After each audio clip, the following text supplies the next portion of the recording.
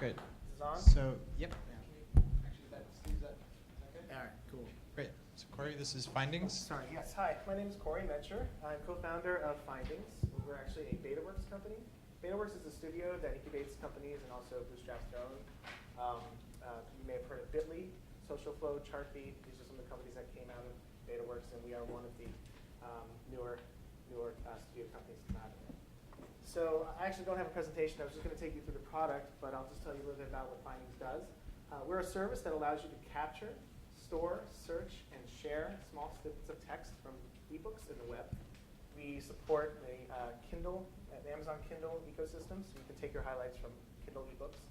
Also Google Play, sort of, but also the web. So we believe that reading is reading, and what you read, if you're passionate about it and you want to annotate it, you should be able to do that. So we provide tools to do that. Now, one of our founders is Stephen Johnson. He's an author, like a science author. And in his most recent book, Where Good Ideas Come From, he talks a lot about these things called commonplace books that were all the rage in the 19th century. Commonplace books were these journals that thinkers used back in the day to collect their own thoughts, but also to transcribe the things that they read in libraries and, well, not really libraries, but personal libraries, but books that they came across, or even, other people's writings. And they had, volumes of these commonplace books, and they would refer to them later for their own writings. And they were pretty popular with people like Charles Darwin and Thomas Locke, and they were very popular. So we see Findings as a social commonplace book, or a commonplace book of the 21st century. And why don't I bring it up and show you? Unfortunately, I'm going to have to stand over here, I think, to drive. Well, I won't be able to see the screen unless I'm looking that way. So I'm going to.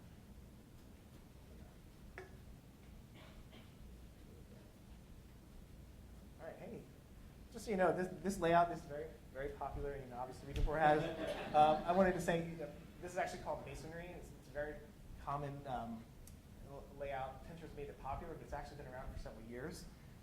We, of course, kind of followed the lead of all the other sites that did that, but it is something that's been around for a while, and we do believe that this layout is a really great way to allow people to explore our content. But it's not really the main point. So let me go right into how you can capture your highlights from ebooks. So on Amazon.com, there's Kindle.Amazon.com, which has your highlights from all of your books that you've read, whether it's on the Kindle app or on a Kindle device. These are my highlights, my current ones. I'm actually reading the Steve Jobs biography right now. We have a bookmarklet that you can click that actually goes to this page, collects those highlights, and brings them in Findings. Now, it's probably not going to find too many because I synced it earlier today, so I found one. So let me go to my Findings stream. Make sure that I don't miss anything here.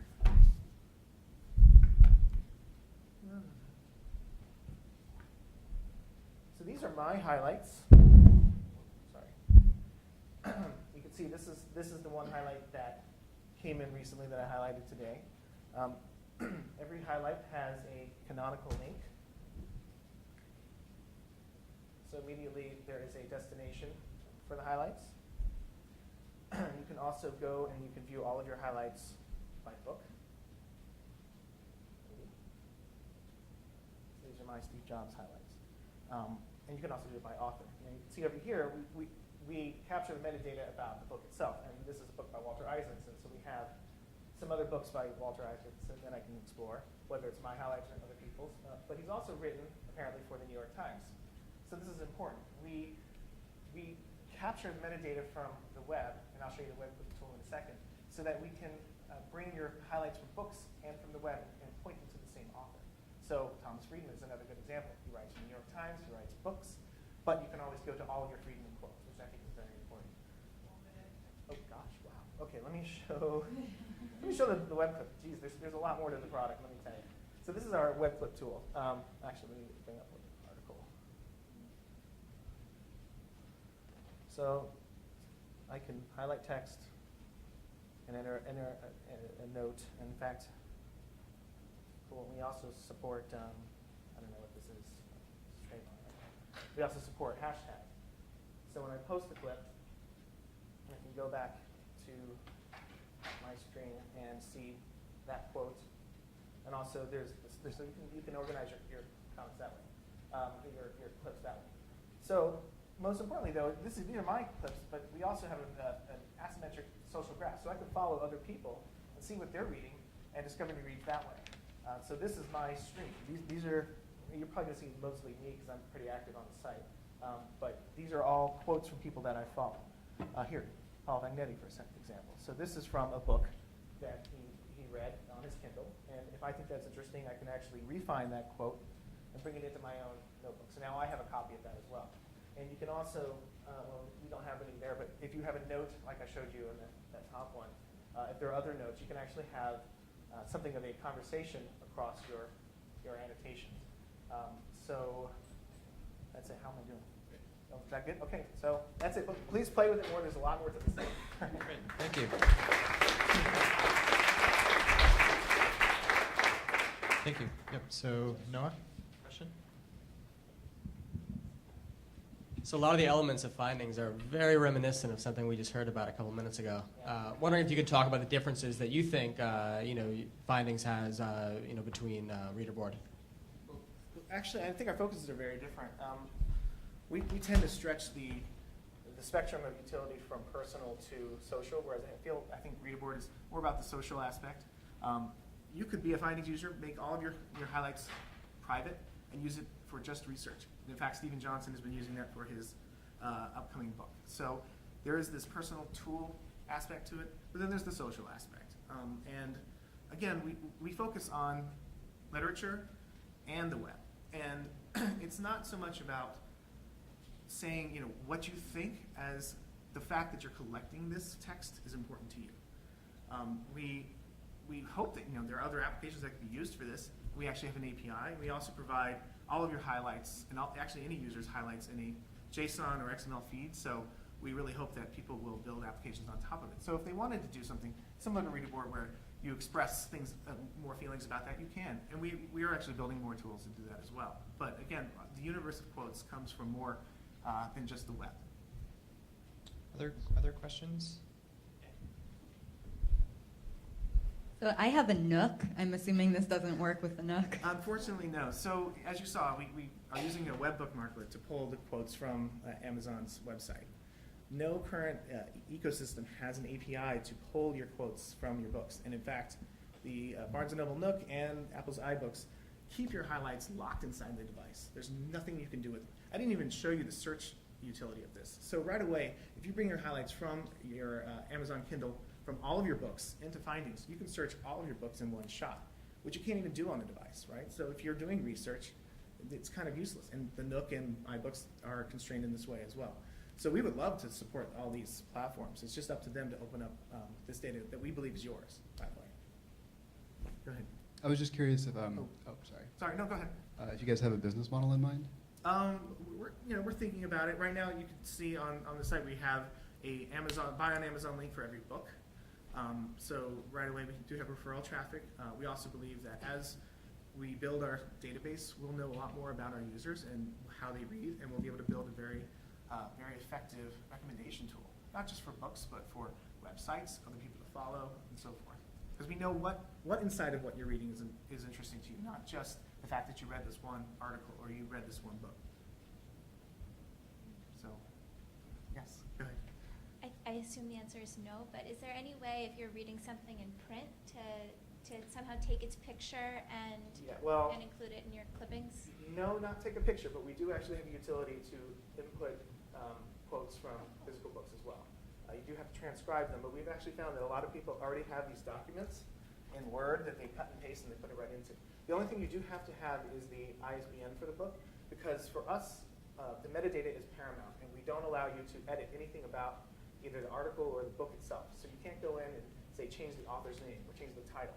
And in fact, when you go and use our tool to share out to say Tumblr, there's no editing fields at all. It just posts it to Tumblr because we want to make sure that all of the quotes are attributed properly.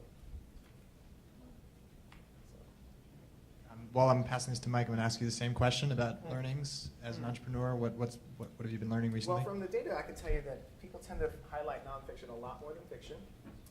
We have nearly 300,000 quotations currently. Most of those are from books.